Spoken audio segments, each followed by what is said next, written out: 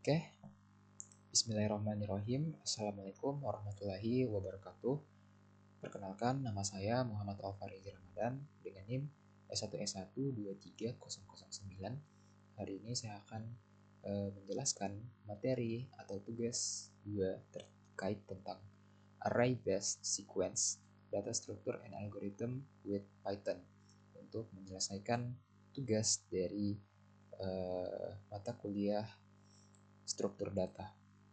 Mungkin langsung saja saya akan masuk ke bagian overview. Di sini kita akan membahas tentang Python sequence types, low level array, lalu kita membahas tentang dynamic array and amortization, lalu ada efficiency of Python sequence setting and types using array based sequence. Tapi pada bagian ini kita hanya akan sampai menjelaskan storing high score for a game.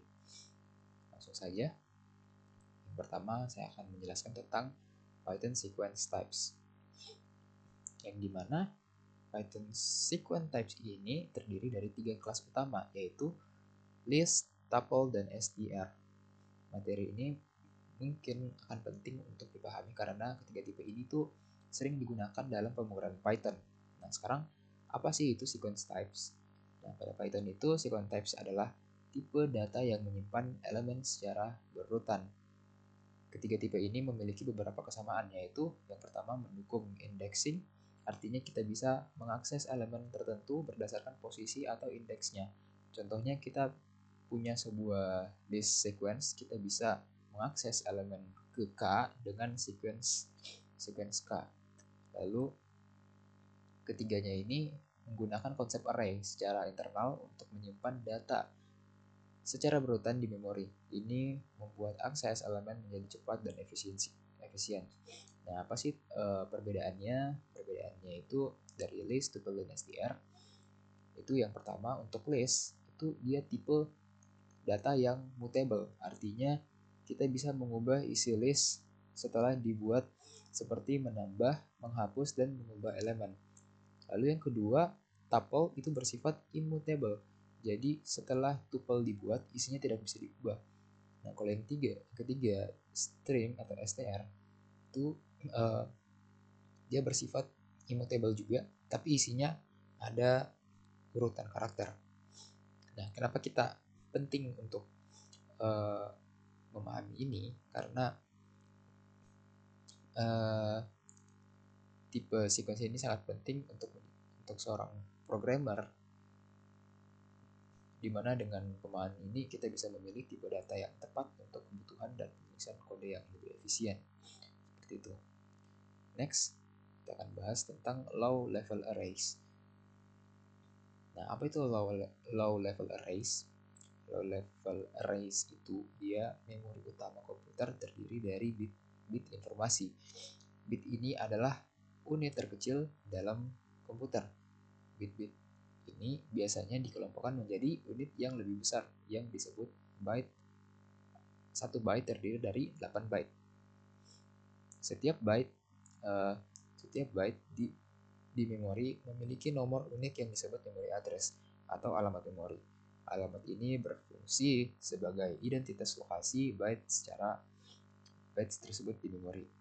Nah, bagaimana akses memorinya itu bekerja? Komputer menggunakan sesuatu yang disebut dengan random access memory atau RAM. Meskipun lokasi memori disusun secara berurutan, hardware komputer dirancang agar bisa mengakses lokasi memori manapun dengan cepat menggunakan alamat memori tersebut. Artinya mengambil data dari byte yang dengan alamat yang sangat besar. Misalnya byte nomor 8 juta sama mudahnya dengan mengambil data dari byte nomor 309, seperti itu. Keunggulan ini memungkinkan setiap byte memori untuk disimpan lalu diambil dalam waktu konstan yang disebut O1 time dalam istilah algoritma.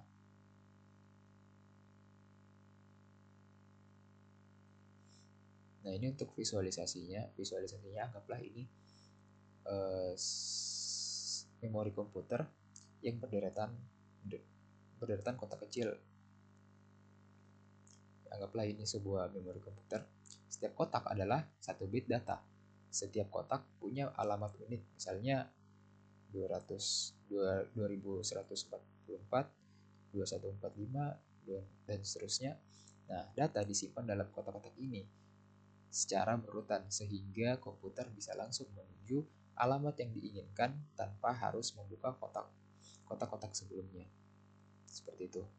Next, lanjut saja. Di sini kita akan masuk ke bagian array dalam memori. Nah, sebelum itu apa sih itu array? Nah, array itu sekumpulan variabel yang saling berhubungan dan disimpan secara berurutan dalam bagian memori komputer yang berdekatan. Contohnya sebuah string text disimpan sebagai urutan karakter individual yang berurutan. Nah, struktur dan penyimpanan array itu setiap sel di dalam array menggunakan jumlah byte yang sama. Ini memungkinkan kita mengakses sel manapun secara langsung dan cepat tanpa harus membaca dari awal.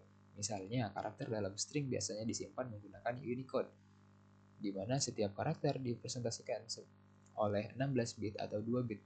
Jadi, string sampel yang terdiri dari 6 karakter akan disimpan dalam 12 byte secara berurutan. Lalu indeks dan alamat memori setiap lokasi dalam array disebut sel. Untuk mengakses sel, kita menggunakan indeks yang menunjukkan posisi sel dalam array, misalnya dimulai dari angka 0 di sini. 0. Contoh, sel indeks 4 berisi karakter L. Karakter L ini disimpan dalam alamat memori 2155, 2154 dan 2155 karena 2 byte per karakter. Rumus untuk mendapatkan alamat memori sebuah sel dengan indeks adalah alamat sama dengan alamat awal ditambah dengan ukuran sel dikali dengan K-nya atau jumlah dari indeksnya. Nah, ini untuk visualisasinya kan yang tadi. Langsung saja kita next. Kita akan membahas tentang referential array dalam Python, khususnya bagaimana list dan tuple disimpan di dalam memori. Nah, apa sih itu referential array? Dalam Python, sebuah list atau tuple disimpan menggunakan mekanisme internal berupa array yang berisi referential object. Artinya, pada tingkat paling dasar, array ini berisi alamat-alamat memori yang menunjuk ke lokasi sebenarnya dari elemen-elemen yang disimpan. Nah, bagaimana secara kerjanya? Setiap alamat memori dalam array ini memiliki ukuran yang tetap atau konstan. Karena ukuran alamat ini konstan, Python bisa memberikan akses ke elemen list atau tuple dengan waktu konstan berdasarkan indeksnya. Jadi meskipun elemen-elemen dalam list atau tuple bisa berbeda ukuran atau tipe, Python hanya menyimpan referensi alamat ke objek-objek tersebut. Contohnya di sini kita punya list berisi string-string ukuran yang berbeda seperti Rene, Joseph, Janet, dan lain-lain. Array di memori menyimpan referensi ke string-string ini. Setiap kotak dalam array berisi alamat memori yang menunjukkan string yang sesuai. Misalnya indeks 0 menunjukkan ke Rene. Indeks 1 Joseph, indeks 2 Janet, dan seterusnya. Kenapa ini penting? Karena dengan cara ini Python bisa mengelola list dan tuple yang berisi objek dengan ukuran yang berbeda secara efisien. Ini juga memungkinkan akses cepat ke elemen berdasarkan indeks tanpa harus memindahi seluruh list. Nah, memahami konsep referential array ini membantu kita untuk mengerti bagaimana Python mengelola memori dan performa struktur data data ini. Oke, selanjutnya kita akan next. Di sini kita lanjutkan, yaitu multiple reference dan swallow copy. Nah,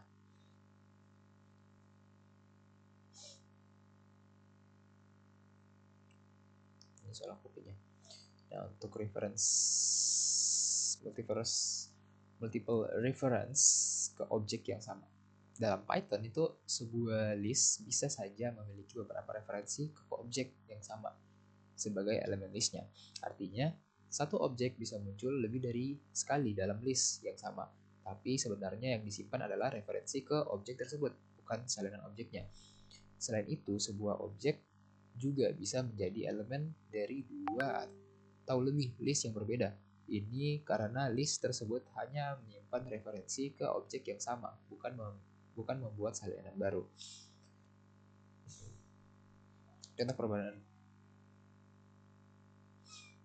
Contoh perubahannya di sini, misalnya kita punya list temp yang merupakan potongan list dari primes.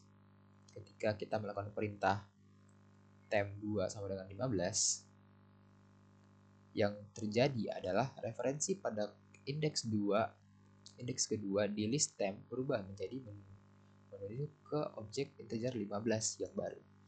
Namun, list primes tetap tidak berubah karena temp hanya menyimpan referensi, bukan salinan data. Nah, untuk swallow copy dengan list, jika kita membuat list baru dengan perintah backup sama dengan list primes, maka yang terjadi adalah pembuatan list baru yang berisi referensi yang sama dengan yang ada di list primes. Ini disebut swallow copy karena hanya menyalin referensi, bukan objek yang direferensikan. Jadi perubahan pada objek yang direferensikan akan terlihat di kedua list, tapi perubahan pada list itu sendiri, misalnya menambah atau mengganti elemen, tidak akan mempengaruhi list yang lain. Nah, sekarang kita masuk ke deep copy untuk list mutable. Nah, jika kita ingin menyalin list yang berisi objek yang bisa diubah atau mutable dan ingin membuat salinan objek-objek tersebut juga, kita bisa menggunakan deep copy. Nah, deep copy ini membuat salinan lengkap dari objek dan semua objek yang direferensikannya, sehingga perubahan pada salinan tidak mempengaruhi objek aslinya. Nah, di sini ada visualisasi singkatnya di sini. Pertama kita mulai dulu dari yang di sini, ada list primes, ada 2, 3, 5, 7, 11 dan seterusnya.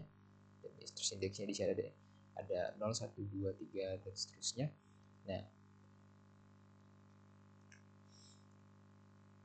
di sini bisa dilihat temp 3 temp sama dengan primes 3.26 atau temp berisi referensi ke elemen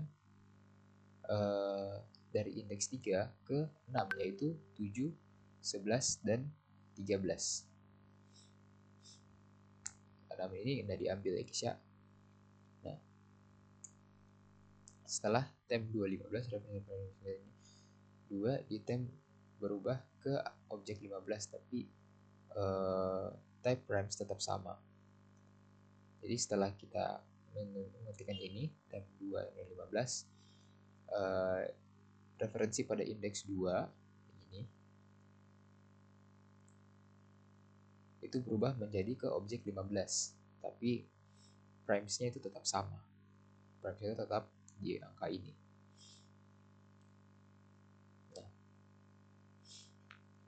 Nah, yang ini nih 0, 1, 2, 2 nya itu jadi 15 karena di sini dia udah ubah di indeks 2 menjadi angka 15.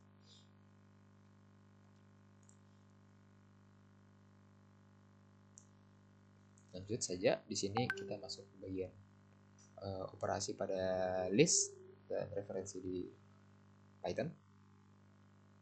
Nah, ketika kita membuat list seperti ini, counter 0 kali 8, Python akan membuat sebuah list yang berisi 8 referensi ke objek yang sama, yaitu angka 0 yang bersifat immutable, tidak bisa diubah. Artinya semua elemen dalam list counter ini menunjukkan ke objek 0 yang sama di memori. Operasi tambahan pada elemen list ini, jika kita melakukan operasi seperti counters 2 plus sama dengan 1, Python tidak mengubah objek 0 yang asli, melainkan membuat objek integer baru dengan nilai 1, hasil dari 0 tambah 1. Bukan yang ini. Kemudian referensi pada indeks kedua di list counters diubah agar menunjukkan ke objek baru ini. Jadi hanya elemen pada indeks kedua yang berubah referensinya, sedangkan elemen lain tetap menunjuk ke objek 0 yang sama. Dan sehingga di sini kita bisa memperluas list dengan extend.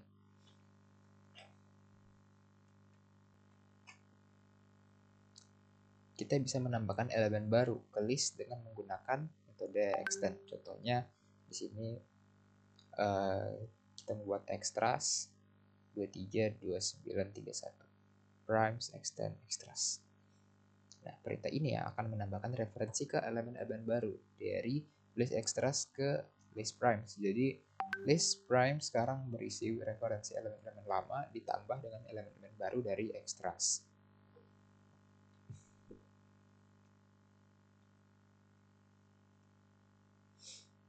Jadi untuk visualisasi singkatnya di sini awalnya itu indeksnya 012 sampai 7 dan semua referensi awalnya itu adalah 0.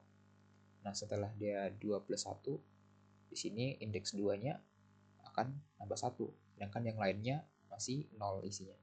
Tapi 2 sudah berubah jadi 1 karena dia tambah 1 di sini. Lalu setelah kita list prime melakukan ini, prime extend, nanti dari indeks yang lama ini akan bertambah 1 lagi nih. Indeks yang baru, yaitu 23, 29, dan 31. Seperti itu untuk list primes. Nah, kenapa penting untuk memahami ini? Ya karena memahami bagaimana Python mengelola referensi dalam list itu membantu kita menghindari kesalahan saat memanipulasi data. Misalnya, operasi seperti counters 2 ini plus sama dengan 1 tidak mengubah objek asli, tapi mengubah referensi pada indeks tertentu. Nah, mengetahui cara kerja extend juga penting agar kita tahu bahwa list baru yang ditambahkan adalah referensi, bukan salinan objek. Oke, nanti kita akan bahas ke compact arrays in Python. Di mana dalam Python sebuah konsep penting yang berkaitan dengan bagaimana data disimpan secara efisien di memori komputer itu ya menggunakan ini. Nah, apa itu compact array? Apa sih itu? Nah, compact array itu adalah sebuah struktur data yang menyimpan data utama atau primary data dalam bentuk bit-bit secara langsung, ya, bukan menyimpan referensi ke objek-objek lain. Contohnya adalah string yang disimpan sebagai urutan karakter yang masing-masing direpresentasikan oleh bit-bit tertentu. Nah, keunggulan dari compact array ini, yang pertama itu dia menggunakan memori yang lebih efisien karena compact array menyimpan data utama secara langsung tanpa overhead. Untuk menyimpan referensi, maka pengguna memori secara keseluruhan menjadi jauh lebih mudah dibandingkan dengan referential array. Nah, yang kedua itu dia bisa menyimpan data secara berurutan. Nah, data utama disimpan secara berurutan atau constantly di memori. Hal ini memungkinkan akses data yang lebih cepat dan meningkatkan performa komputasi. Nah, selanjutnya adalah dukungan compact array di Python. Nah, Python itu menyediakan dukungan untuk compact arrays melalui modul bernama array.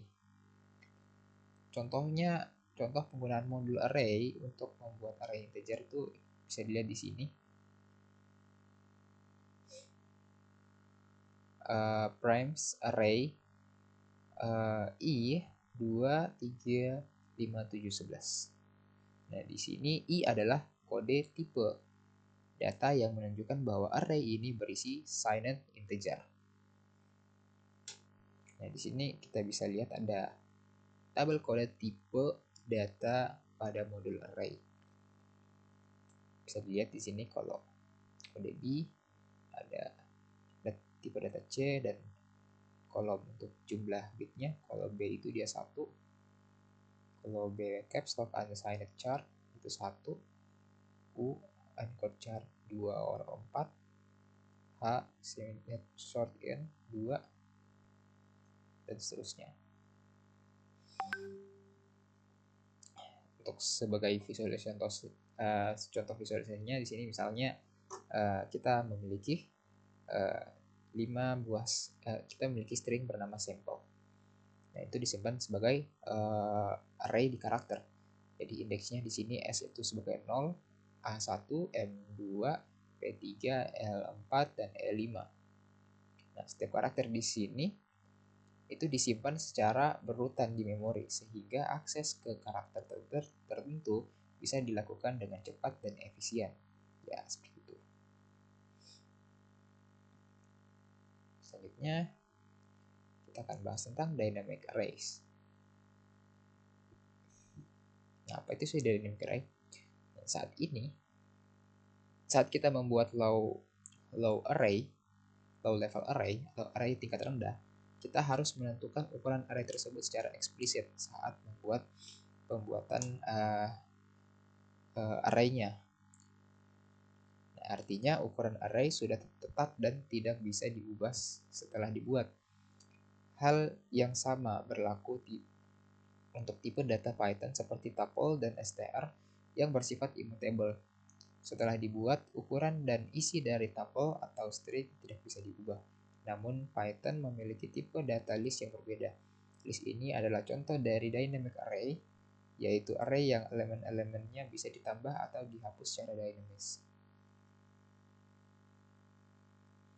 Selanjutnya ada cara kerja dynamic array. Dynamic array itu menyimpan data dalam sebuah array dasar yang memiliki kapasitas lebih besar dari jumlah elemen yang sedang disimpan. Ketika kapasitas yang disediakan sudah penuh atau exhausted, sistem akan membuat array baru yang ukurannya lebih besar, lalu menyalin semua elemen dari array yang lama ke array yang baru, lalu menghapus array yang lama sehingga memori bisa digunakan kembali. Nah, dengan cara ini, list Python bisa bertambah atau berkurang ukurannya secara fleksibel tanpa harus membuat array baru setiap kali ada perubahan. Nah, kenapa dynamic array ini pentingnya? Karena membuat fleksibilitas dalam pengolahan data itu dynamic bisa lakukan itu. Dia bisa memberikan fleksibilitas tersebut. Nah, hal ini tuh memungkinkan program untuk menyesuaikan ukuran struktur data sesuai kebutuhannya saat runtime. Nah, ini juga sangat berguna dalam aplikasi yang data inputnya tidak pasti atau berubah-ubah.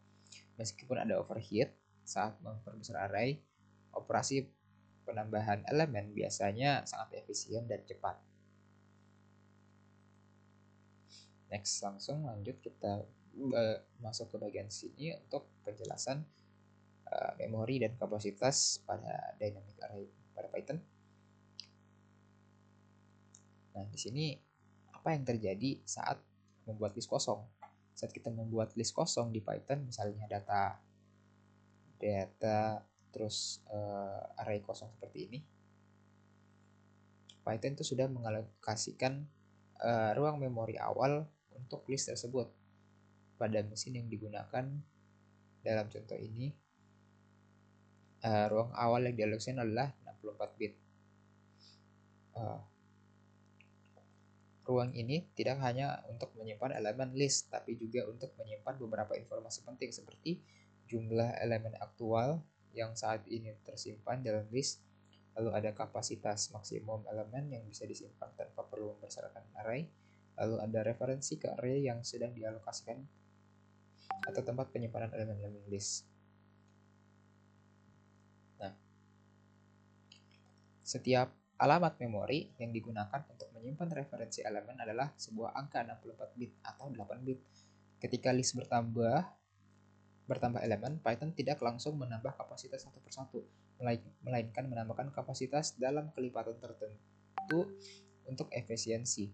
Contohnya, kapasitas list akan bertambah sebesar 32 bit setara dengan 4 sel yang masing-masing 8 bit menjadi 64 bit atau 8 sel, dan seterusnya. Ini berarti Python mengalokasikan ruang ekstra untuk mengantisipasi penambahan elemen baru. Sehingga tidak perlu sering-sering mengalokasikan ulang memori.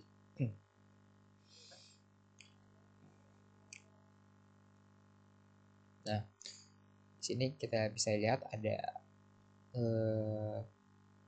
codingan Python. Kita akan coba menggunakan VS Code.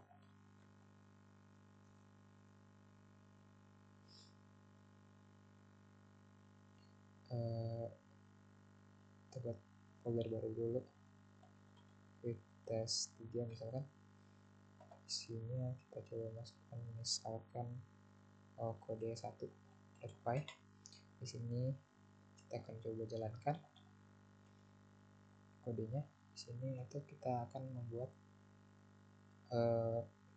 apa tadi? Ini. Kita akan coba masukkan ini.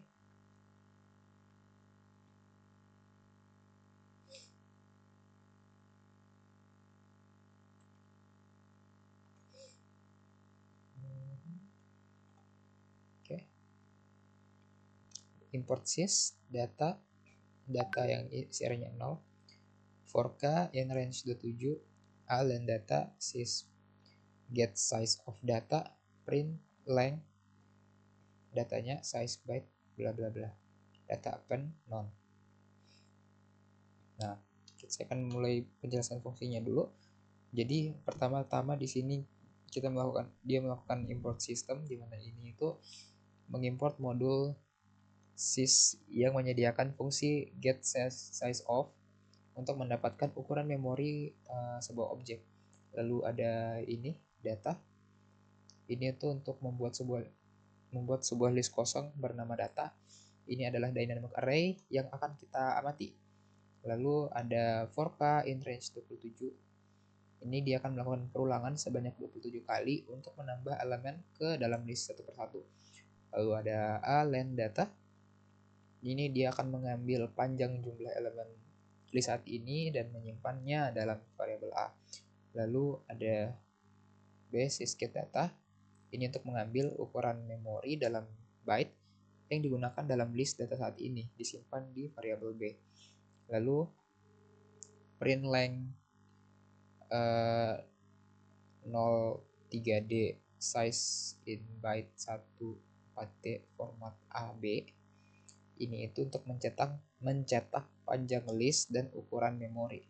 Ini panjang listnya berapa dan ini ukuran memorinya berapa, yang digunakan dalam format yang rapi. Lalu terakhir ada data append non. Ini untuk menambahkan elemen non ke dalam list data. Ini untuk menstimulasikan penamaan elemen baru ke dynamic array ke sini. Jadi setelah semuanya dijalankan, perulangannya dia akan menyimpan hasil dari datanya itu ke dalam data sini seperti itu. Nah, apa yang terjadi dalam sini? Pada awalnya itu listnya itu kosong. Sudah itu yang ini kan, datanya itu kosong. Sudah mengalokasikan memori sebesar 64 bit untuk menyimpan informasi internal dan beberapa referensi elemen. Nah, saat elemen sebelum itu saya jalankan dulu di sini. Coba running. Nah, ini adalah hasilnya. Length 0, bitnya. Nah, ini. Nah, apa yang terjadi di sini saat elemen pertama hingga keempat ditambahkan, ukuran memori bertambah menjadi 69 byte. Jadi setelah ini dan ini itu ditambahkan, pada saat masuk ke sini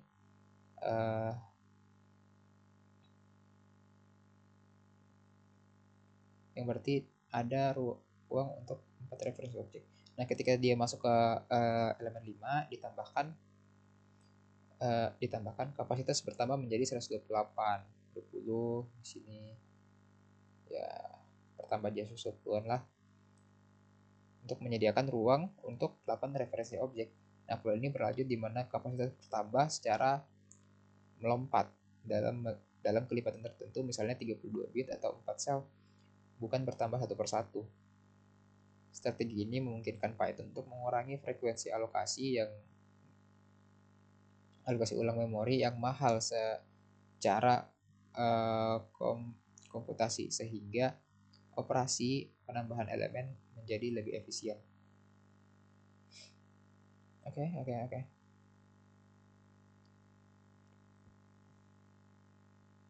Nah, ini space. Ini dia nambah ke beda ya hasilnya ya. Mungkin beda-beda setiap komputer. Kita langsung lanjut saja di sini.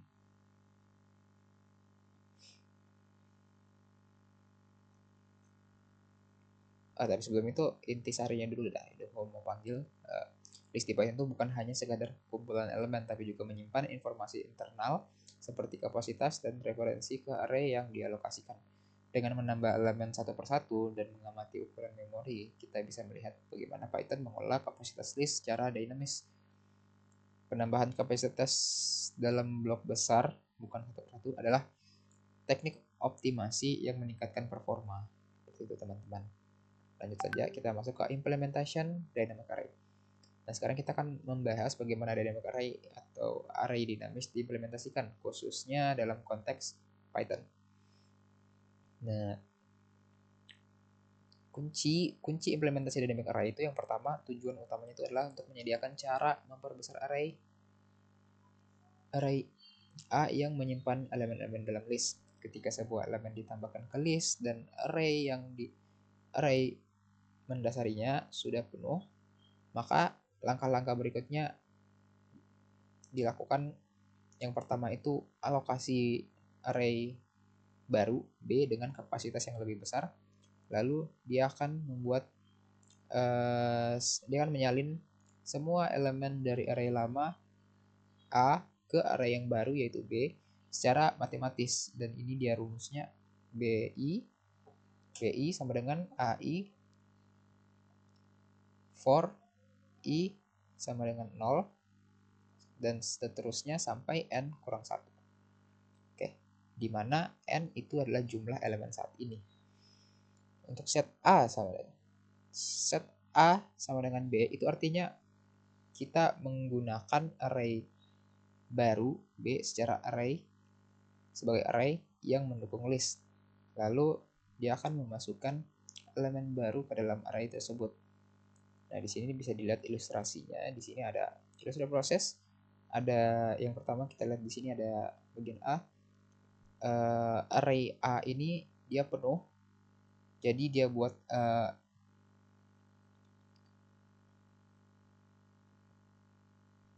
jadi di sini bisa dilihat bagian A itu A-nya ini penuh.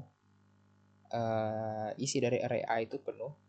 Lalu dia akan membuat array baru bernama B, dan selanjutnya array B yang baru ini dialokasikan dengan kapasitas yang lebih besar dan elemen dari A disalin ke B. Jadi data yang dari A itu disalin ke B. Lalu selanjutnya data array A sekarang itu akan ditunjuk ke B. Jadi yang awalnya ini B akan diubah menjadi A, dan elemen A yang sebelum itu akan dihapus. Seperti itu konsep visualisasinya. Nah, seberapa besar array baru ini harus dibuat? Nah, untuk aturan umumnya, array baru biasanya dibuat dengan kapasitas 2 kali lipat dari kapasitas array yang lama yang sudah penuh. Ini bertujuan untuk mengurangi frekuensi alokasi ulang dan penyalinan data, sehingga operasi penambahan elemen menjadi jauh lebih efisien. Nah, singkatnya, Python ini menggunakan array dinamis untuk mengimplementasikan list yang memungkinkan penambahan dan penghapusan elemen secara fleksibel. Ketika kapasitas array penuh, Python akan membuat array baru dengan kapasitas yang lebih besar, biasanya 2 kali lipat. Selanjutnya menyalin elemen lama dan menambahkan elemen baru. Strategi ini mengoptimalkan performa dengan mengurangi frekuensi alokasi ulang memori. Memahami konsep ini juga penting untuk memahami bagaimana Python mengelola memori dan performa struktur data list. Oke, langsung lanjut saja. Di sini kita akan masuk ke penjelasan materi Python sequence.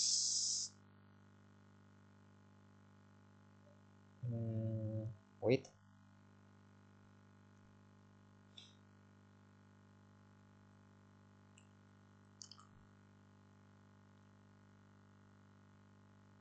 Kita akan masuk ke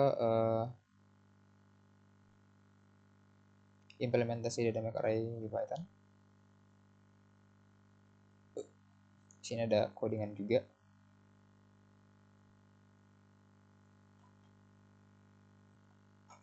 Nah, ini itu adalah ilustrasi dan nantinya ada contoh dari kode implementasi dynamic array. Nah, di sini kita bisa lihat ada grafik operasi append. Di sini ada grafiknya. Grafik ini menunjukkan jumlah operasi primitif yang diperlukan untuk setiap operasi append.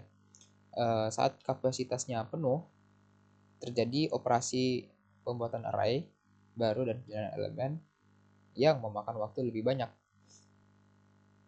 Setelah itu operasi append berikutnya relatif cepat sampai kapasitas penuh lagi. Nah, saya ingin masuk ke bagian codingan ini. Di sini ada satu codingan lagi. Kita akan coba ketik dulu seluruhnya lalu saya akan menjelaskan. Sini kita masuk dulu ke sini. Kita buat file baru di sini ada kode 2.py aja. Di sini. Nah, saya akan coba untuk mengcopy atau mengetik isinya.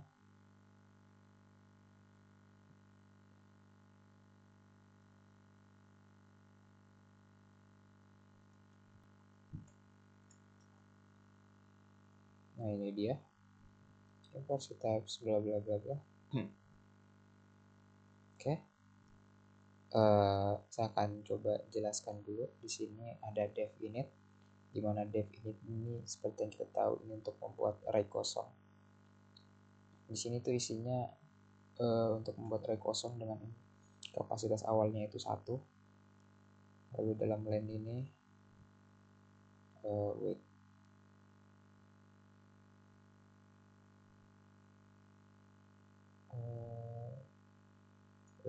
Sebelum kita masuk sini kita bisa jelaskan dulu di sini. Di sini dia membuat dynamic class di mana ini tuh berfungsi seperti list Python tapi dengan implementasi manual untuk mengelola kapasitas dan penyimpanan. Nah, di sini ada konstruktor init self untuk di sini tuh nantinya akan membuat array yang kosong. Dimana di sini ada self n sama dengan 0. Ini nantinya akan menyimpan jumlah elemen yang saat ini ada di array awal 0. Lalu ada self capacity adalah kapasitas umum array saat ini awalan 1. Lalu ada self a,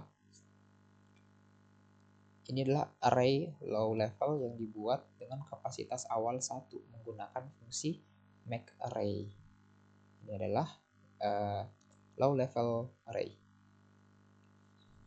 Lalu selanjutnya ada len di sini, return number of elements stored in array. Jadi dia akan mengembalikan jumlah elemen yang saat ini disimpan di array. Lalu ada fungsi get item. Di sini dia untuk mengakses elemen pada indeks k.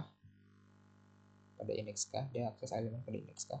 Kalau jika indeks k-nya itu di luar dari jangkauan atau kurang dari 0 atau lebih dari jumlah elemen, maka akan dilempar error.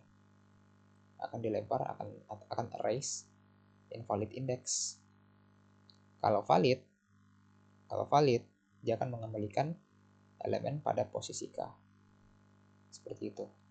Selanjutnya ada dev append. Dev append ini dia fungsinya untuk menambahkan, di sini ada fungsi untuk menambahkan objek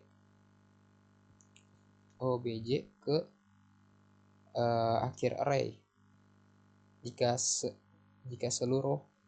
jika jumlah elemen sudah mencapai kapasitas maksimum atau self titik underscore n sama dengan self capacity, maka dia akan memanggil fungsi resize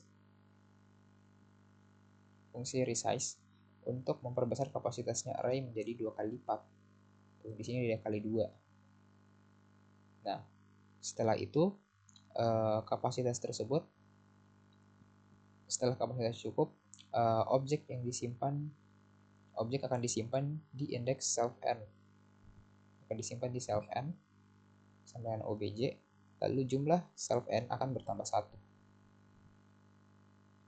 Lalu selanjutnya ada def resize ini dia akan membuat array baru B dengan kapasitas C, biasanya 2 kali lipat kapasitas lama, menyalin semua elemen. Dia juga untuk menyalin semua elemen dari array lama, yaitu dia bisa dilihat di sini ada self A sama dengan B, dia menyalin semua elemen dari A ke array yang baru yaitu B, lalu dia mengganti referensi array lama dengan array baru menggunakan kayak ini, dan kapasitasnya diperbarui yang C. Lalu selanjutnya ada fungsi make array. Di sini membuat atau mengembalikan array allow level yang baru dengan kapasitas C. Nah, array ini tuh dapat menyimpan objek Python atau PyObject. Nah, kita coba mungkin running di sini. Saya akan coba tambahkan sedikit untuk implementasinya di sini. A sama dengan dynamic array. A sama dengan dynamic array. Terus append 127, append 1, 2, dan 7. Lalu kita coba print. Allah, salah pencet. Kita print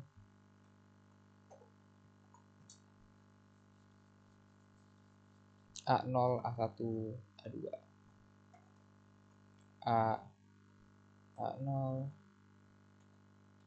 A1, dan A2. Kalau kita running, di sini kita Ctrl+C dulu, exit, clear, run. Di sini akan keluar 1, 2, dan 7. Seperti itu. Nah, apa yang terjadi saat kita tambahkan elemen yang ini? Array dibuat dengan kapasitas 1 tapi kosong, n kurang 0. Nah, append pertama itu elemen pertama ditambahkan untuk n menjadi 1.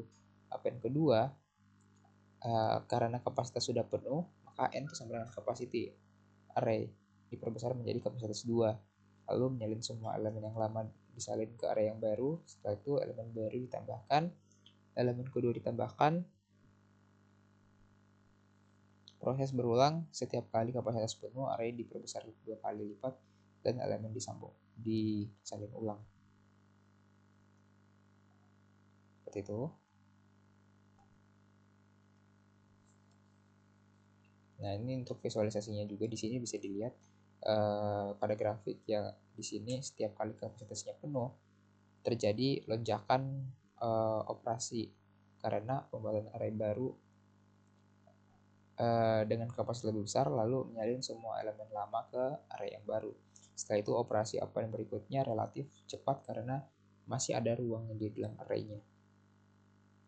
Jadi kesimpulannya, kode ini tuh meniru cara kerja list Python yang sebenarnya menggunakan dynamic array.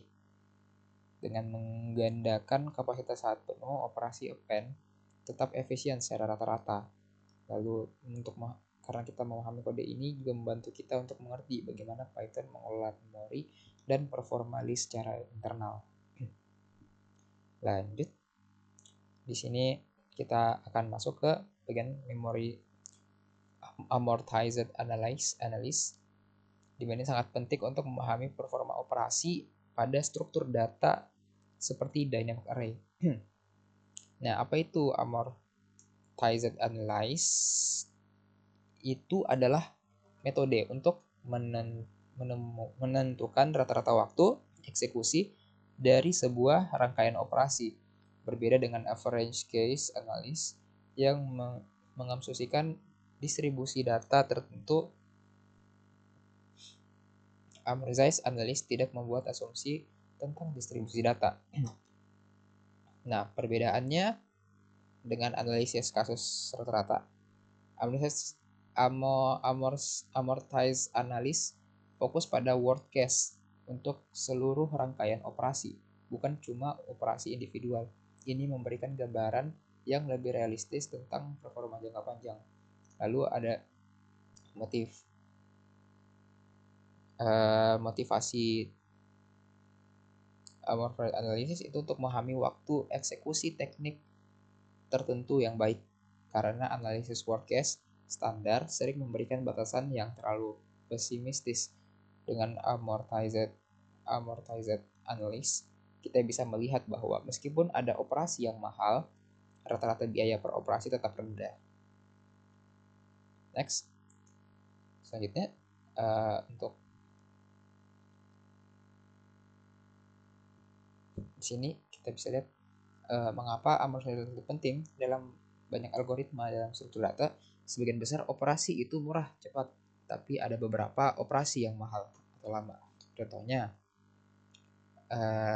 pada dynamic array menambahkan elemen append itu biasanya cepat, namun saat kapasitas penuh perlu dilakukan resize yang mahal karena perlu membuat array baru dan menyalin semua elemen lama. Amortized analysis membantu kita memahami bahwa meskipun ada operasi mahal, tetap rendah operasi mahal. Rata-rata biaya per operasional tetap rendah karena operasi mahal tersebut jarang terjadi.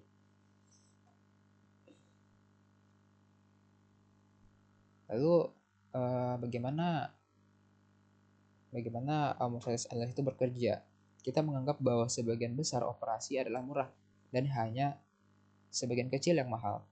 Jika kita menunjukkan bahwa operasi mahal itu jarang terjadi, maka kita bisa mengubah operasi mahal tersebut menjadi operasi murah dengan cara membagi biaya mahal tersebut ke operasi-operasi yang lainnya. Kita memberikan biaya buatan artificial cost pada setiap operasi dalam rangkaian sehingga total biaya buatan ini membatasi total biaya nyata dari sebuah operasi. Biaya buatan ini disebut dengan amortized cost seperti dari sebuah operasi.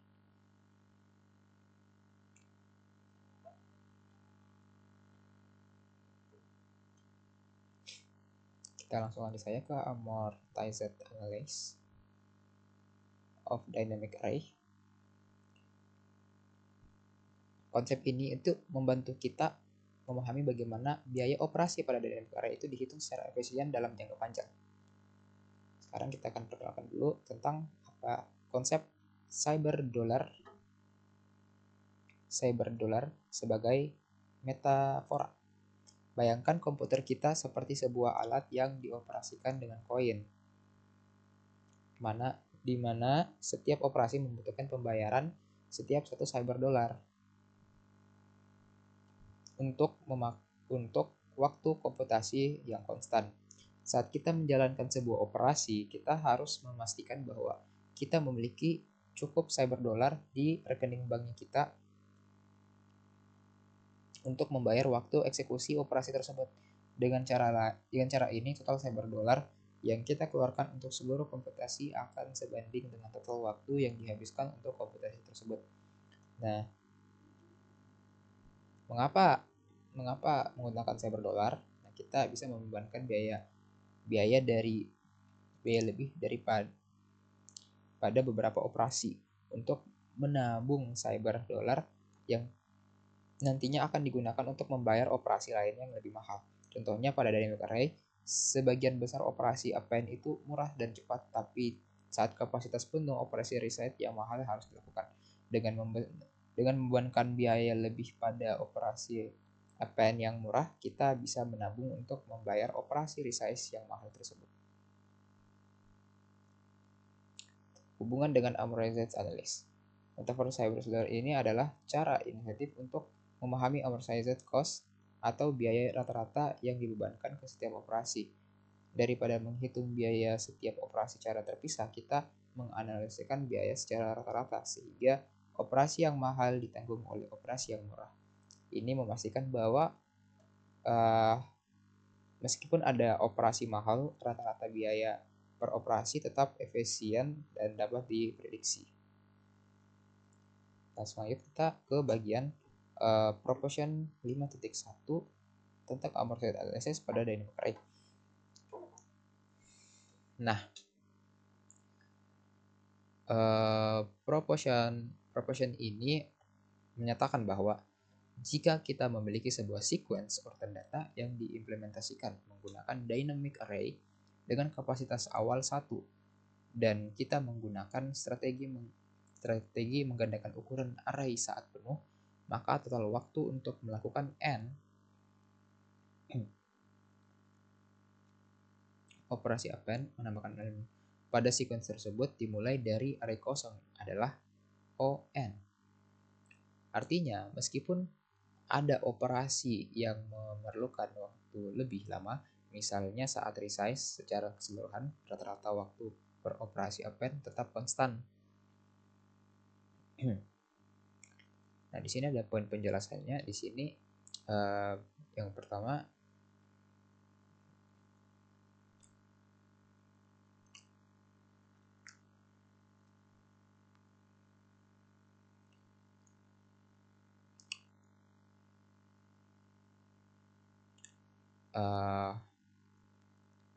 biaya append operation biasa.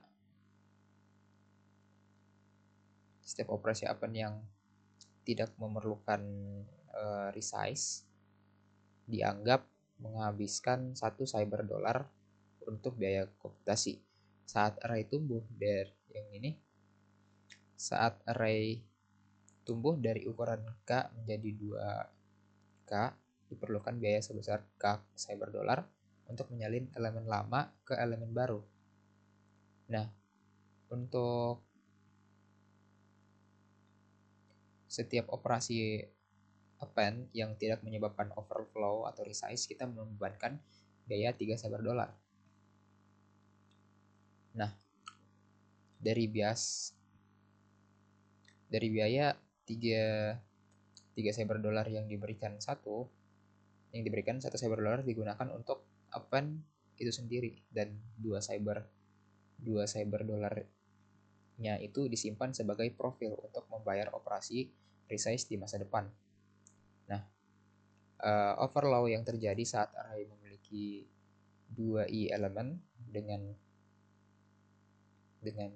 i lebih dari sama dengan 0, pada titik ini resize harus dilakukan.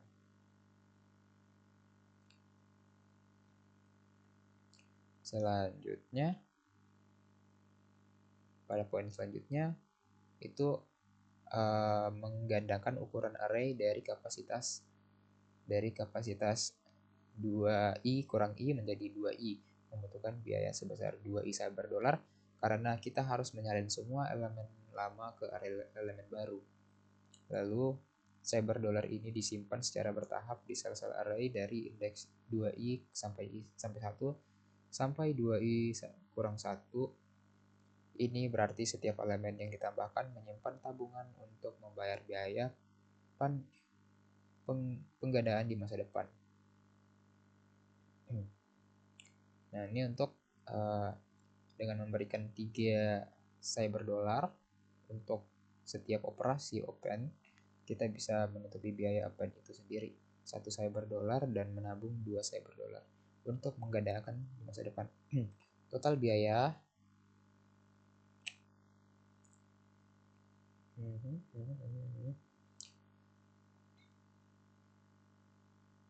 karena setiap operasi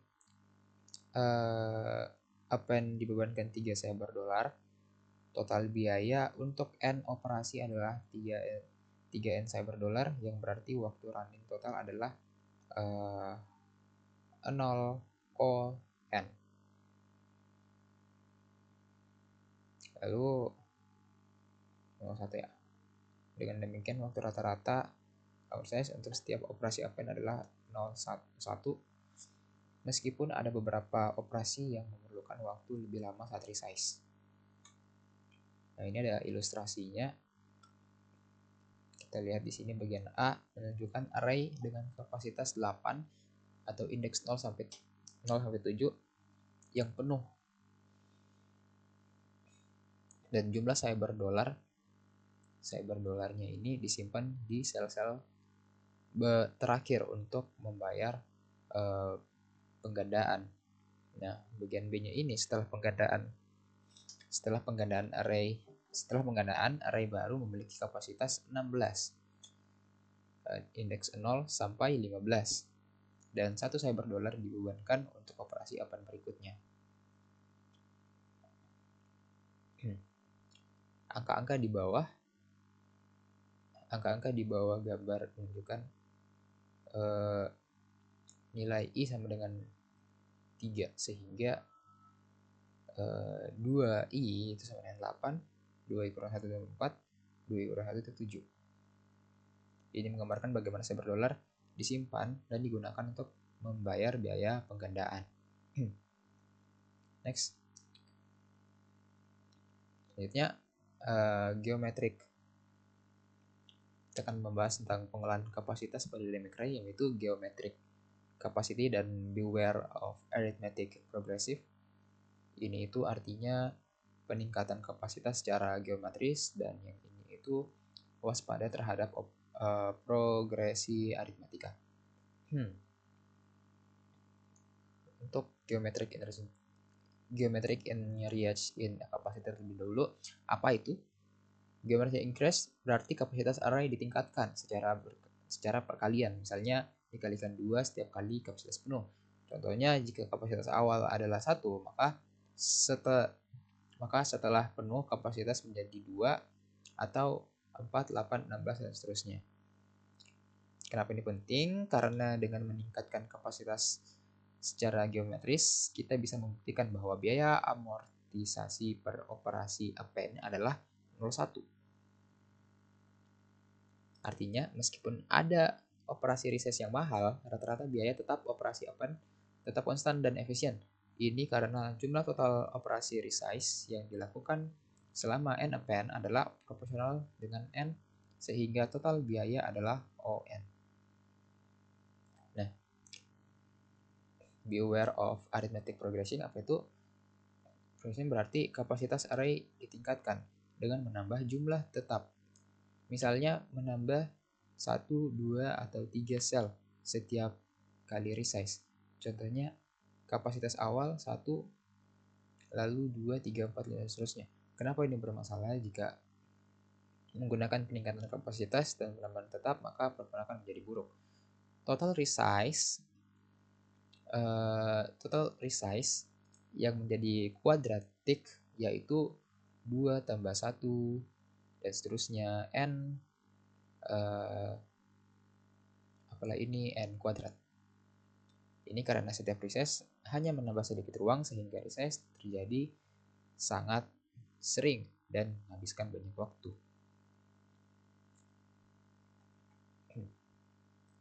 Selanjutnya, next kita akan masuk ke sini. Di sini ada gambar grafik, dimana ini menunjukkan bagaimana peningkatan kapasitas array dengan penambahan tetap arithmetic progression mempengaruhi performa operasi append pada dynamic array.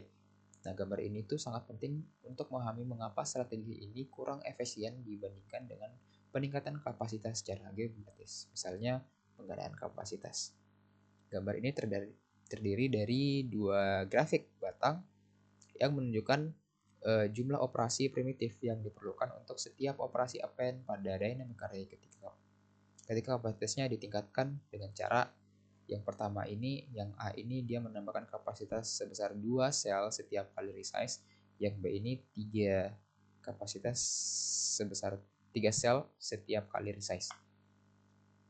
Nah, untuk sumbu X-nya ini yang horizontal menunjukkan elemen saat ini dalam array, dan untuk Y-nya vertikalnya itu menunjukkan jumlah operasi primitif yang diperlukan untuk melakukan operasi append pada jumlah elemen tersebut. Nah, gambar A ini, kita fokus ke gambar A dulu. Setiap kali kapasitasnya penuh, maka array akan diperbesar dengan menambah 2 kali sel pada titik tertentu, misalnya saat elemen ke-3, ke-5, ke-7, dan seterusnya terjadi operasi resize yang mahal karena harus menyalin seluruh isi array ke array baru yang lebih besar. Ini menyebabkan lonjakan tinggi pada jumlah operasi primitif yang diperlukan. Antara titik-titik resize, operasi append relatif murah, hanya menambah elemen saja. Selanjutnya bagian B, di sini dia menambahkan 3 sel setiap kali resize. Mirip dengan A, tapi kapasitasnya ditambah 3 sel setiap resize.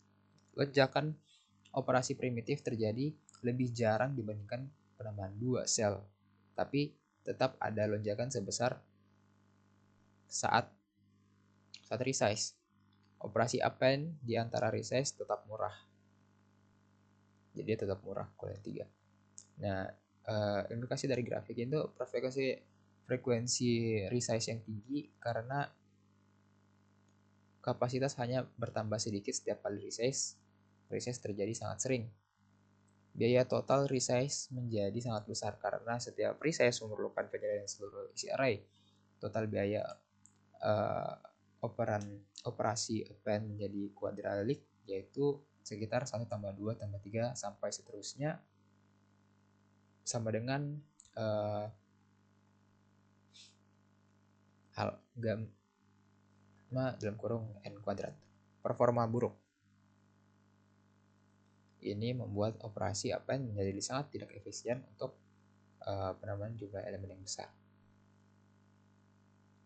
Selanjutnya, pernyataan proportion titik 2, yaitu melakukan serangkaian n operasi append pada dynamic array yang awalnya kosong dengan menggunakan increment tetap pada setiap resize akan memakan waktu total segini.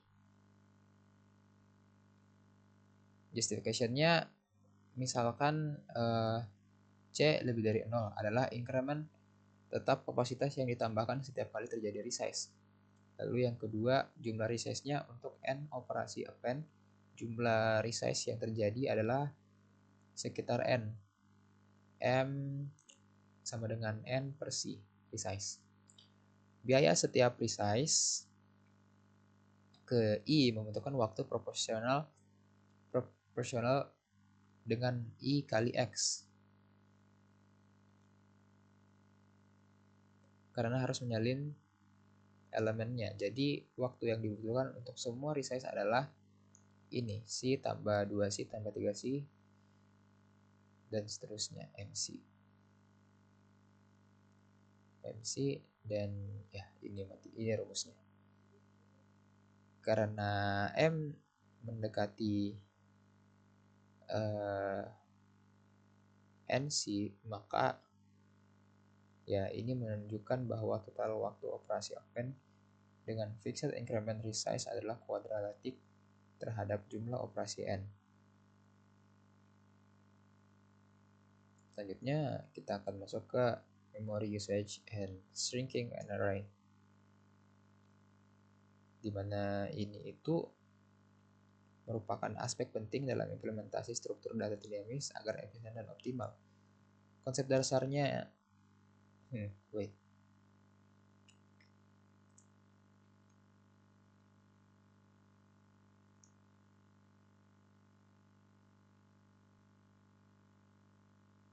Konsep dasar geometric increase dan memory usage ketika kita menggunakan geometric increase, misalnya menggandakan kapasitas array setiap kali penuh, ukuran array akan proporsional dengan jumlah elemen yang ada.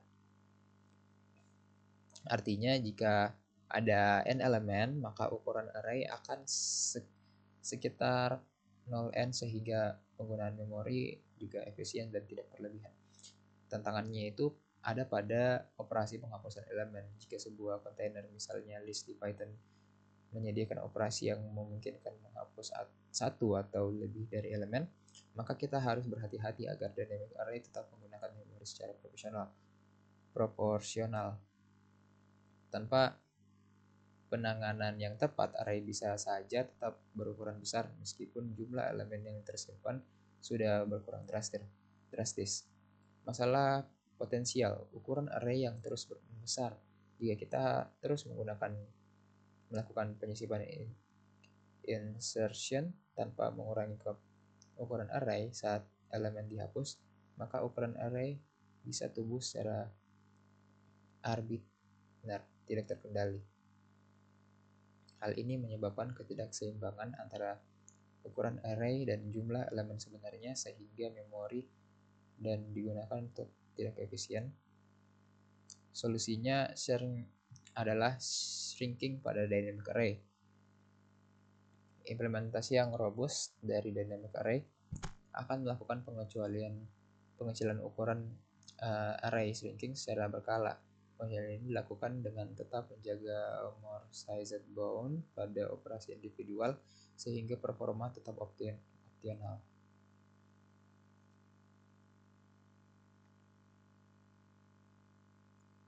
Selanjutnya di sini ada kelas more-sized constant time behavior pada append. Nah, di sini tuh Python mengimplementasikan list menggunakan dynamic array di bawahnya. Ini berarti list memiliki kapasitas yang bisa bertambah secara dinamis saat elemen baru ditambahkan.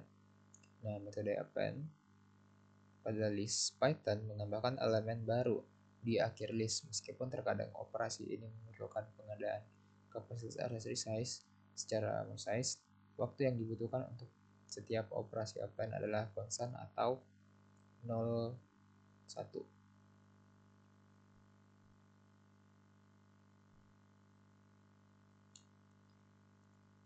Di sini ada kode untuk eksperimen pengurangan waktu append.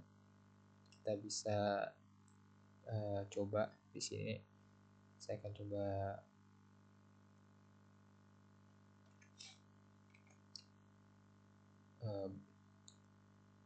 buat di sini kodenya, kode 3.py.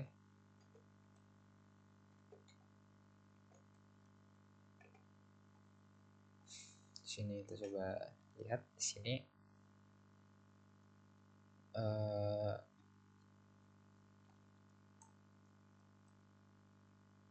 penjelasannya kalau kita running overtime segini. Nah, penjelasannya itu saat kapasitas array penuh, Python akan menggunakan ukuran array biasanya 2 kali lipat sebelumnya. Karena kalau kita run ini sini bisa dilihat tuh 7 4 3 3 2 5. Oke. Saat kapasitas array penuh dari ini tuh terlihat bahwa waktu rata-rata per operational span tetap kecil dan relatif stabil meskipun jumlah operasinya itu sangat besar. Oh ya, average time per operation itu tetap kecil walaupun rata-rata per operasi append tetap kecil dan relatif stabil meskipun jumlah operasinya itu sangat besar. Penjelasannya mengapa append bersifat amorphous time itu karena saat kapasitas array penuh, Python akan menggandakan ukuran array. Terus operasi penggandaan ini juga mahal karena harus menyalin semua elemen ke array baru. Namun karena penggandaan jarang terjadi, maka biaya mahal ini tersebar dan demonstrasi ke banyak operasi append yang murah, sehingga rata-rata waktu per operasi append tetap konstan. Seperti itu. Selanjutnya, efficiency of Python sequence types.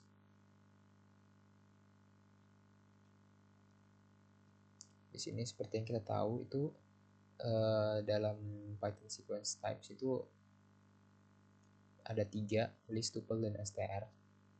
Nah, perilaku umumnya dari ketiga kelas itu masing-masing mendukung indexing untuk mengakses elemen individual. Mereka menggunakan konsep tingkat rendah yang disebut array untuk merepresentasikan sequence tersebut di memori. Nah, berbahaya efisiensi. Tuple biasanya lebih efisien dalam penggunaan memori dibandingkan list karena bersifat immutable, tidak bisa diubah, dan setelah dibuat. Kelas tuple itu mengimplementasikan perilaku non-immutable dari kelas list, artinya tidak ada operasi yang mengubah isi tuple setelah dibuat. Operasi dengan waktu konstan dan linear. Sini bisa dilihat len data 01 mengambil panjang sequence waktu konstan, data I, data J ini 01 mengakses elemen ke J waktu konstan, data count 0n ini menghitung jumlah kemunculan nilai harus loop semua elemen, data index value yaitu 0k plus 1 mencari indeks nilai berhenti saat jadi ini mencari indeks nilai dan berhenti saat ketemu pertama. Terus ada value in data 0k plus 1 mengecek keberadaan nilai berhenti saat ketemu pertama juga. Terus ada data sama dengan data 2 1 2 membandingkan dua sequence iterasi sampai beda ditemukan. Data JK itu dia tuh mengambil slice dari J sampai K, data 1 plus data 2 menggabungkan dua sequence, dan data kali data C kali data itu mengulang sequence sebanyak C kali. Tampilan tambahannya ini operasi seperti count, index, dan in memerlukan iterasi atas elemen-elemen sequence. Namun untuk index dan in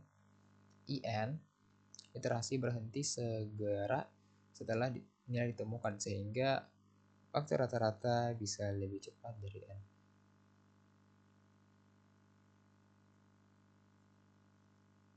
Oke, sekarang kita masuk ke multi-tension behaviors.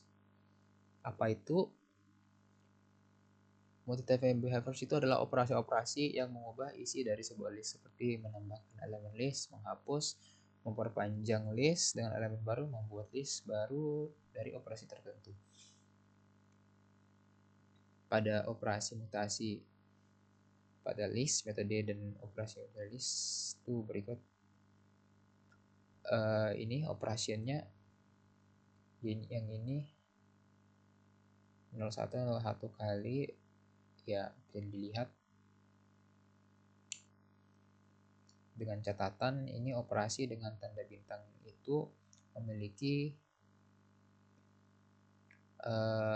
waktu amortisasi,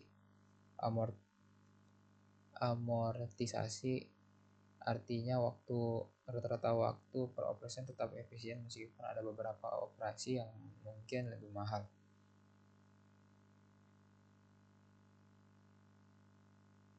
Mungkin sih ada penjelasan detailnya di sini. Ada sistem set system method.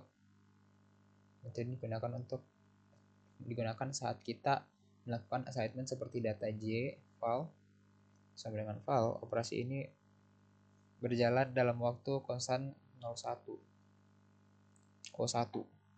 karena langsung mengakses dan mengubah elemen pada indeks. Terus dia bisa menambahkan elemen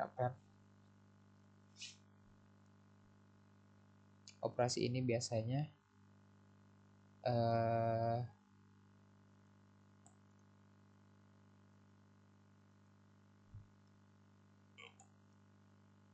sangat cepat dengan waktu amortisasi 0,1. Artinya meskipun kadang-kadang perlu memperbesar kapasitas array resize, rata-rata waktu per operasi tetap konstan.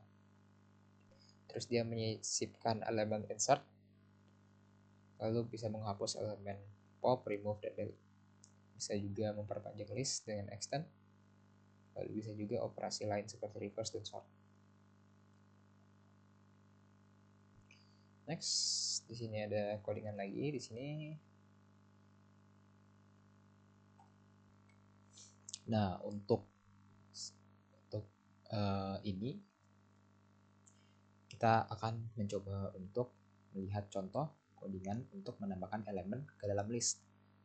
Jadi di sini kita akan menambahkan elemen dengan menggunakan insert k, value. Jadi fungsi insert k, value ini menyisipkan nilai pada indeks k dan menggeser elemen-elemen setelahnya ke kanan satu posisi untuk memberi ruang. Kompleksitas waktu untuk operasi ini adalah O n kurang K tambah 1 karena harus bergeser elemen-elemen tersebut. Jika kapasitasnya array penuh, maka dilakukan resize yang memiliki worst case runtime, tapi waktu amortisasi per operasi tetap 0,1. Oke. Jadi di sini kita akan melakukan pergeseran atau adding elemen. Kita akan menambah elemen ke dalam list. Di sini kita bisa cek menggunakan VS Code untuk beberapa contoh kodenya. Inilah contoh kodenya. Kita akan coba bikin di sini menggunakan di sini kita akan coba tambah untuk kode 4 aja buat Py. Kita akan coba ketik di sini def insert self ke ini sepertinya dia menggunakan codingan sebelumnya ini. Apakah saya salah atau saya benar? Saya tidak tahu. Saya coba cek lagi. 41 19 kayaknya tidak deh, saya kurang tahu lah.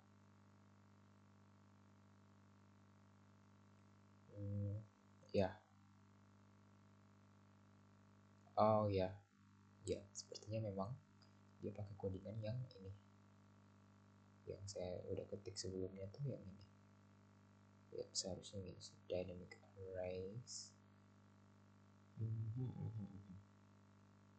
Jadi di sini dia nambahin satu fungsi menggunakan def insert self ke value, dan di sini dia pakai if self and self capacity self resize ya. Jadi dia pakai ini untuk perulangannya. If ini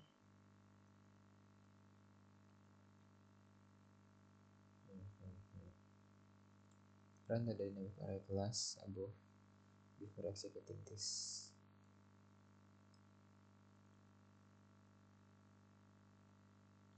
Kita coba masukkan di sini. If self and self capacity self resize. Jadi kalau nilai selfnya itu tidak sudah sama dengan kapasitasnya, sudah full, nanti dia akan resize, dia akan tambah kapasitinya 2 kali lebih besar dari kapasitas sebelumnya. Lalu di sini dia akan melakukan pergeseran menggunakan self n, k, dan min 1. Kalau nilai j nya masih dalam range ini, dia akan menggeser nilainya ke kanan. Lalu self k-nya dia akan masukkan ke dalam value, lalu self m-nya itu dia akan plus 1 untuk iterasi.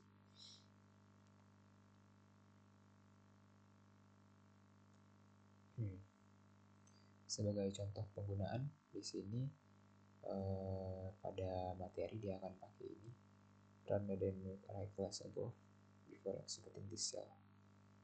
Jadi di sini dia akan pakai ini. Kita akan coba ambil dan kita coba ganti yang ini. Coba kita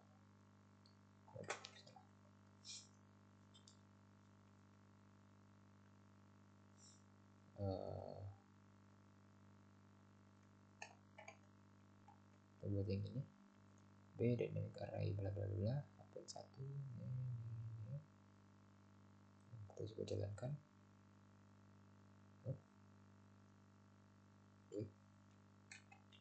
Clear dulu, jalankan lagi. Di sini panjangnya 3, dynamic apa 4. Oke. Ada sedikit kesalahan sepertinya,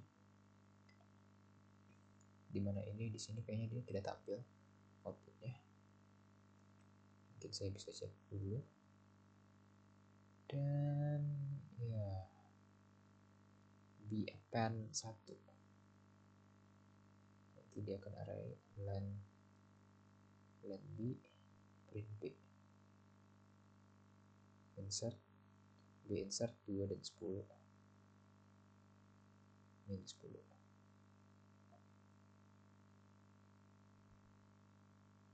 Oh, I don't know,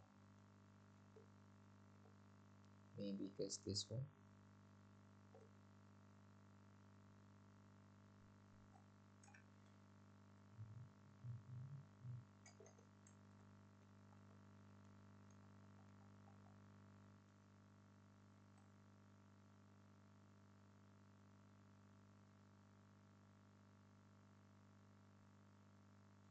Di sini dia nggak bisa kebaca.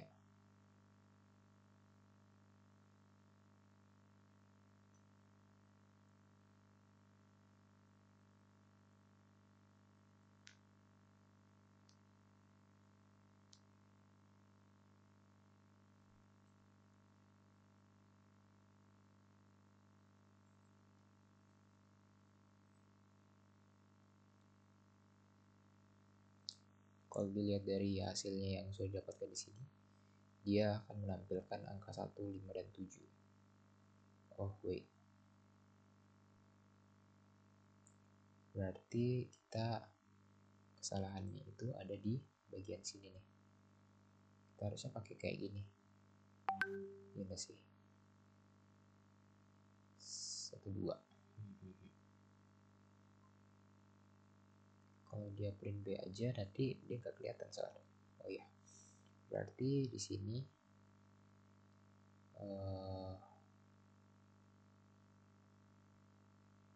harusnya dia bakalan seperti ini nih. Ini kita ganti jadi B.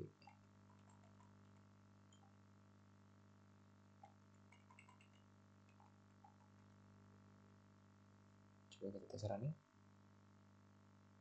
Tuh 157. Yap, benar. 157. Nanti dia insert. Dia nambah insert lagi. Di sini kita tambah lagi karena dia insert 2. Jadi kita coba tambah 2 di sini. B 3 dan B 4. Terus dia insert 2 lagi. Di sini kita tambahin 2 lagi. Gantiin yang ini. Jadinya B5 dan B6. Oke, coba running. Oh, ada error, syntaxing error. Oh ya, jadi nggak perlu seperti itu, berarti harus sampai 2 aja. wait, 3 ya di sini dia bilang. Ada 4. Harusnya 4 tidak adakah? Harusnya 4 tidak adakah? Kita coba solve. Kita hilangkan yang ini. Running 5. Dia bilang yang ini enggak ada. Oke, seperti ini mungkin. Yep. Oke.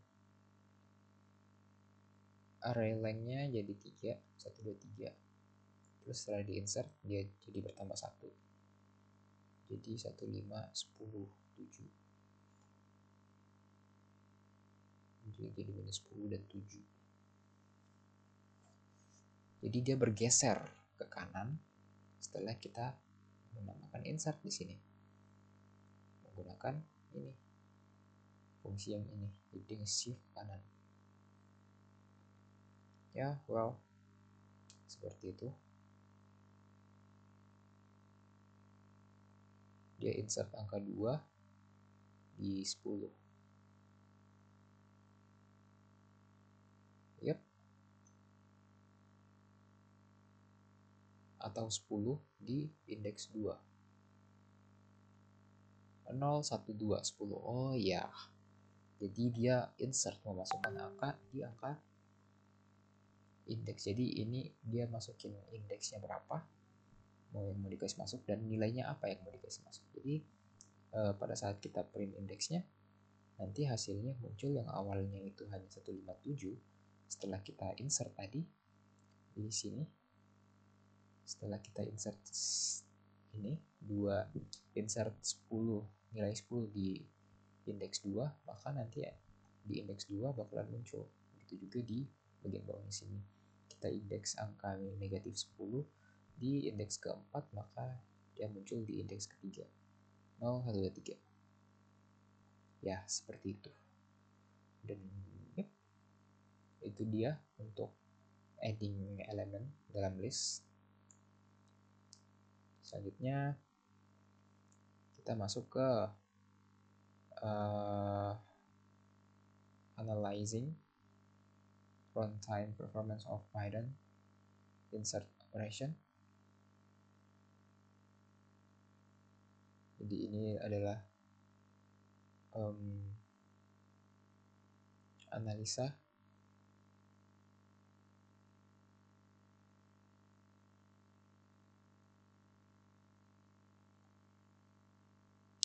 performa waktu eksekusi operasi insert pada Python list. Jadi di sini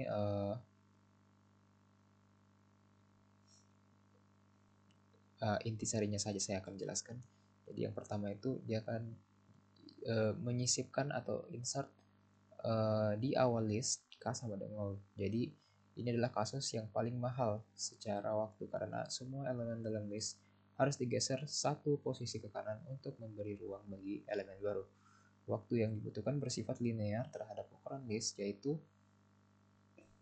contoh jika list berisi 1 juta elemen, maka hampir semua elemen harus digeser sehingga waktu eksekusi menjadi sangat besar. Lalu yang kedua ini ada menyisipkan di tengah list. Untuk menyisipkan di tengah list ini membutuhkan pergeseran sekitar setengah elemen. Waktu eksekusi juga linear, tetapi kira-kira setengah dari waktu yang dibutuhkan untuk menyisipkan di awal. Masih bersifat rumus omega n, tapi lebih cepat dibandingkan menyisipkan di awal. Untuk menyisipkan dia, yang ketiga menyisipkan di akhir. Untuk listnya itu K sama dengan n. Ini adalah kasus paling efisien karena tidak perlu menggeser elemen apapun. Operasi ini memiliki waktu konstan yaitu omega 01 O1 karena hanya menambahkan elemen di posisi terakhir. Ini adalah alasan mengapa operasi append sangat cepat dan efisien ya. Karena dia hanya memasukkan angka dan dia tidak menggeser nilai apapun. Dan ini untuk tabel rata-rata waktu eksekusi insert K value dalam mikrodetik. Sini bisa dilihat 100 0, kalau dia insertnya di awal dia 0,48, kalau di tengah-tengah dia 0,451, dan kalau dia di akhir dia 0,42, jadi lebih cepat pada saat dia masukkan di akhir. Itu juga yang lainnya lebih cepat pada saat dia menginsert di value-nya di indeks yang terakhir. Dan sebaliknya, waktu untuk menyisipkan di akhir tetap sangat kecil dan hampir konstan. Selanjutnya kita akan masuk ke removing elemen dalam list. Jadi ini dia menghilangkan, menghapus. Jadi di sini ada beberapa fungsi yang bisa kita pakai, yaitu ada pop dan remove. Pop k, pop. Nah, pop yang tanpa argumen ini akan menghapus elemen terakhir dari list. Operasi ini sangat efisien karena waktu konstan, yaitu 0,1, mendekati 0,1. Karena hanya menghapus elemen terakhir, tidak perlu menggeser elemen lainnya. Nah, untuk pop k dengan indeks k, fungsi ini menghapus elemen pada indeks ke berapa? Ke k. Kompleksitas waktu operasi ini adalah O n kurang k waktu, karena elemen-elemen setelah indeks k harus digeser ke kiri untuk mengisi celah yang ditinggalkan. Jika k 0 menghapus, jika k sama dengan 0 menghapus elemen pertama, ini adalah kasus termahal dengan waktu omega n, karena semua elemen harus digeser. Jadi kalau nilai indeksnya itu yang dihapus adalah nilai pertama, yaitu indeks 0, maka itu adalah waktu yang paling mahal, karena semua isi dalam list itu harus digeser ke kiri. Dan yang terakhir ada remove value-nya, ada remove lalu isinya apa, value. Fungsinya untuk menghapus elemen pertama yang memiliki nilai yang sama dengan value. Operasi ini memerlukan waktu omega n karena harus mencari elemen tersebut terlebih dahulu. Setelah ditemukan, elemen-elemen setelahnya harus digeser ke kiri untuk mengisi celah. Nah, itu sebagai gambarannya saja. Dan untuk penjelasan code-nya di sini mungkin saya bisa tambahkan lagi def-nya di sini. Bisa tambahin def-nya di sini. Untuk def remove sama persis seperti fotonya ya di sini. Di sini saya coba tap sekali dulu. Oke, sudah jalan seterusnya. Ya. Jadi untuk penjelasan ininya, jadi intinya di sini dia akan melakukan looping untuk mencari indeks k di mana elemen sama dengan value. Intinya seperti yang saya jelaskan tadi lah. Dan untuk codingannya mungkin saya coba implementasikannya seperti ini.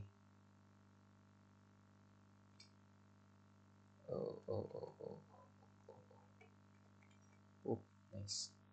157 prinsip ini harus kita ganti jadi ini ya.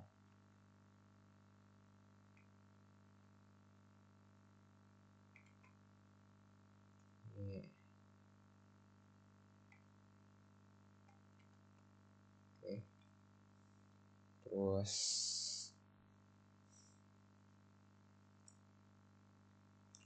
format fancy, nanti dia sih remove 5 prinsip. Tidak akan coba print ini lagi. Kita coba jalankan.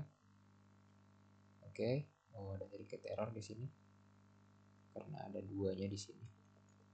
Ya, karena sudah bergeser ya. Nah, jadi dia di sini karena 5-nya sudah dihapus, jadi dia bergeser. Ya, seperti itu.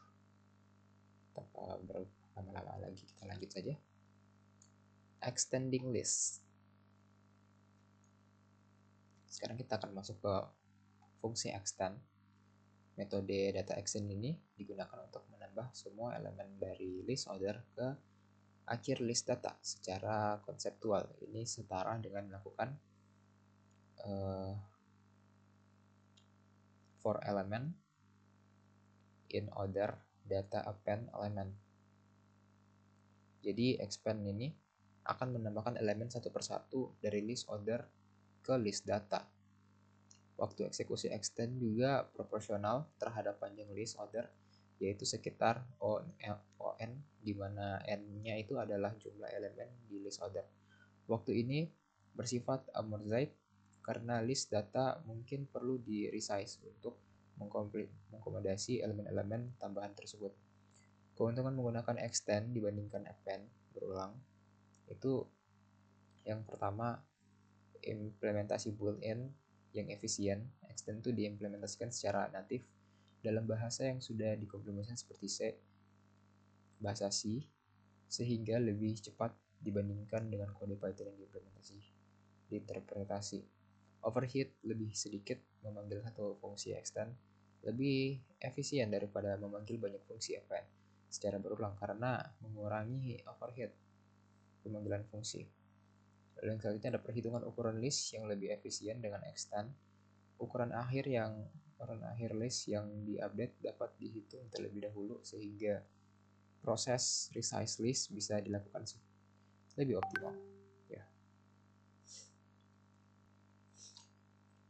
Nah, selanjutnya kita akan masuk ke construction new list.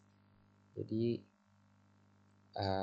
di sini kita akan membahas tentang bagaimana cara membuat list baru di Python dengan cara efisien, serta membandingkan beberapa metode pembuatan list dari segi performa. Yang pertama itu ada simbolis efisiensi. Efisiensi asymptotic dari pembuatan list baru adalah linear terhadap panjang list yang dibuat. Artinya, waktu yang dibutuhkan untuk membuat list baru akan bertambah secara proporsional dengan jumlah elemen yang ingin dimasukkan ke dalam list tersebut. Lalu yang kedua ada list comprehension, yaitu syntax list comprehension seperti ini. Sequence k kali k for k in range 1, n tambah 1 lebih cepat bisa secara signifikan dibandingkan dengan membangun list dengan cara menambahkan elemen satu persatu menggunakan append. List comprehension memanfaatkan optimasi internal Python sehingga lebih efisiensi dalam hal waktu eksekusi. Yang ketiga, membuat list dengan penggunaan penggandaan elemen. Cara lain yang lebih efisien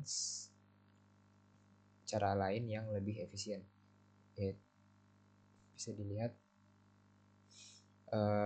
lebih efisien daripada membangun list secara bertahap. Dengan append, metode ini juga langsung membuat list dengan ukuran n dan mengisi semua elemen dengan nilai yang sama, misalnya 0. Lanjut, kita masuk ke Python string class.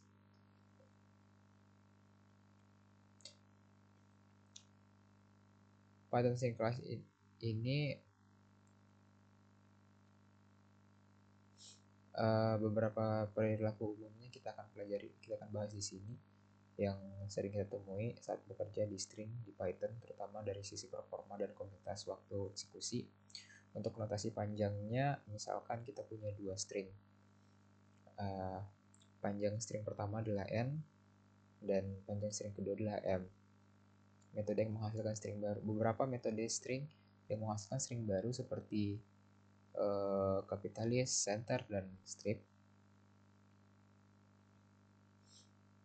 itu membutuhkan waktu linear terhadap panjang string yang dihasilkan. Artinya jika string yang dihasilkan panjangnya n, maka waktu yang dibutuhkan adalah on. Perilaku yang menguji kondisi boolean pada string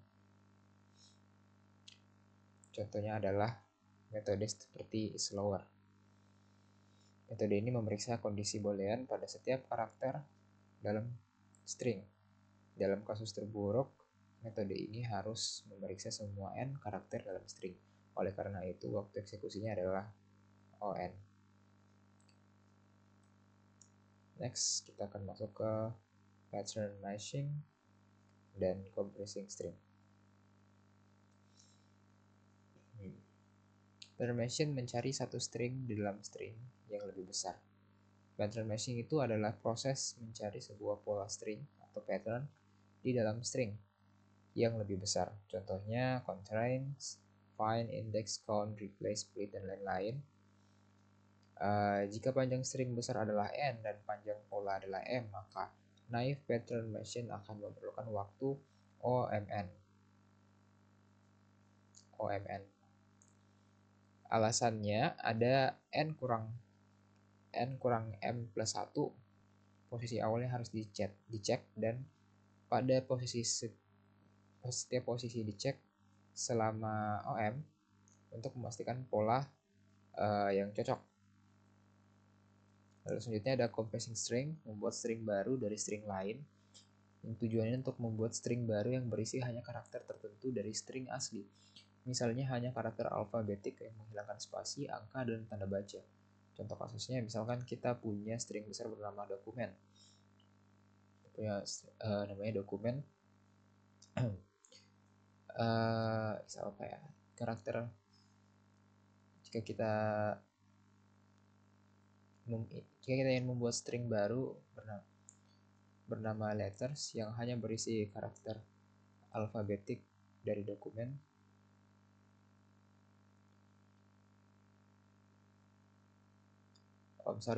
kita ingin membuat string baru bernama letter yang hanya berisi karakter alfabetik dari dokumen. Nah, di sini dia pakai letter sama dengan tanda petik. If C in document is alpha, letter C. Ini dia start with empty string, lalu dia akan contain alphabetic karakter. Lalu implementation 2. Untuk implementation yang kedua di sini dia akan menggunakan list dan join. Dia pakai temp mulai dengan isi kosong. For C in document is if C is alpha, temp append C, lalu join temp. Jadi di sini kita akan menggunakan list temp untuk menampung karakter-karakter yang memenuhi syarat alfabetik. Setelah selesai, kita gabung seluruh elemen list menjadi satu string dengan join. Keuntungannya operasi append pada list sangat efisien dan join juga efisien karena dilakukan sekali saja. Untuk dari kompresi waktu di sini sekitar 0 ON, jauh lebih baik dibandingkan cara naif yang ON2. Sekarang kita di implementasi yang ketiga di sini dia menggunakan letters join C for C in document if C is alpha. Ini adalah versi singkat dari implementasi 2, menggunakan list comparison untuk membuat list karakter alfabetik secara langsung. Hasilnya sama efisien dengan implementasi 2, tapi lebih ringkas dan idiomatic dalam Python. Lalu di sini ada implementasi 4. Di sini dia akan menggunakan letter list kosong join C for C in document if C is alpha.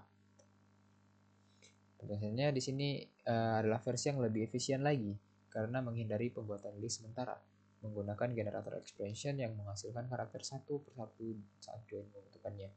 Memori yang digunakan lebih sedikit dibandingkan list compression karena tidak menyimpan seluruh list di memori. Dan kompresi waktunya itu tetap ON. Baik, itu dia tadi. Sekarang kita akan masuk ke penjelasan materi untuk storing high score for game. Nah,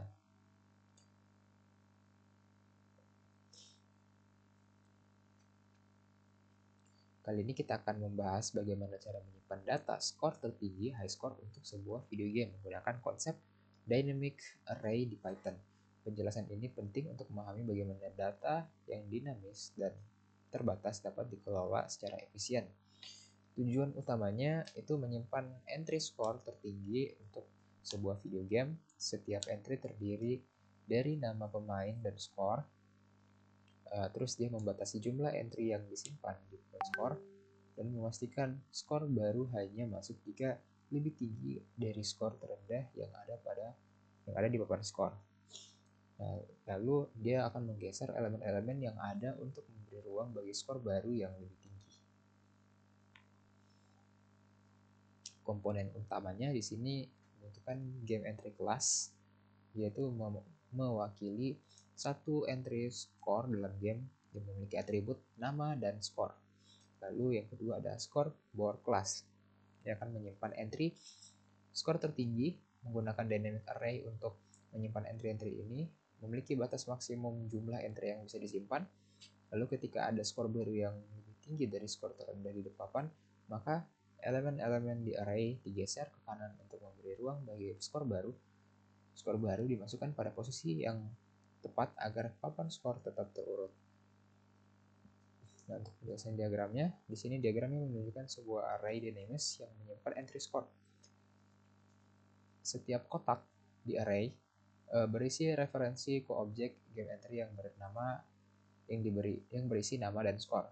Contoh di sini ada Mike 1105, Rob 1750, Paul 720 dan seterusnya di indeks 0, 1, 2, 3, 4 dan seterusnya.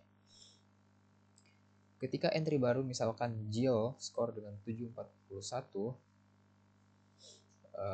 Jill ini 41 dimasukkan, elemen yang dari indeks 2 ke kanan digeser posisinya ke kanan jika ditempatkan di indeks 1 karena skornya lebih tinggi dari Rob dan Paul. Jadi yang setelah dia masuk ke sini, dia akan digeser semuanya yang untuk memberikan ruang kepada si Jill ini. Nah, untuk proses penambahan skor barunya itu dia akan cek berapakah skor baru apakah skor baru itu lebih tinggi dari skor terendah di papan skor. Jika ya, cari posisi yang tepat untuk memasukkan skor baru agar papan tetap terurut. Geser elemen-elemen yang ada di kanan mulai dari posisi tersebut untuk memberi ruang.